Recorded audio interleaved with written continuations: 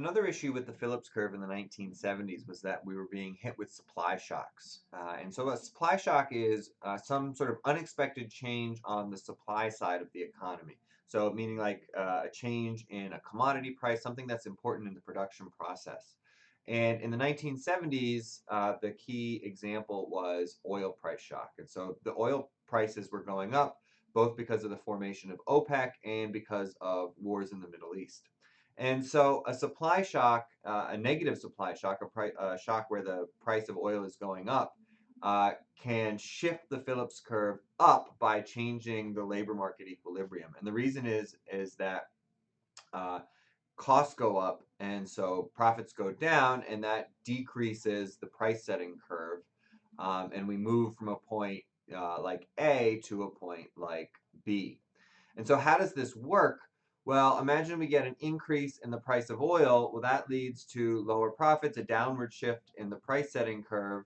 That means prices rise, but the real wage falls. Remember, the real wage depends on both the nominal wage, what you're actually getting paid per hour, and the prices of consumer products.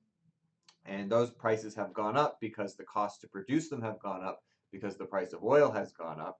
And then if we have a positive bargaining gap, right, if we don't move to the new equilibrium yet, then we can have persistently higher inflation.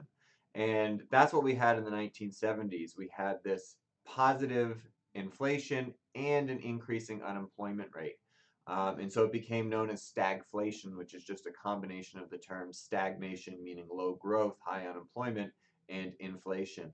And this was an unusual outcome, at least compared to the last couple of decades, and caught economists a little bit by surprise because it went against this trade-off between inflation and unemployment, where if we have high inflation, we're supposed to have low unemployment, and if we have high unemployment, we're supposed to have low inflation.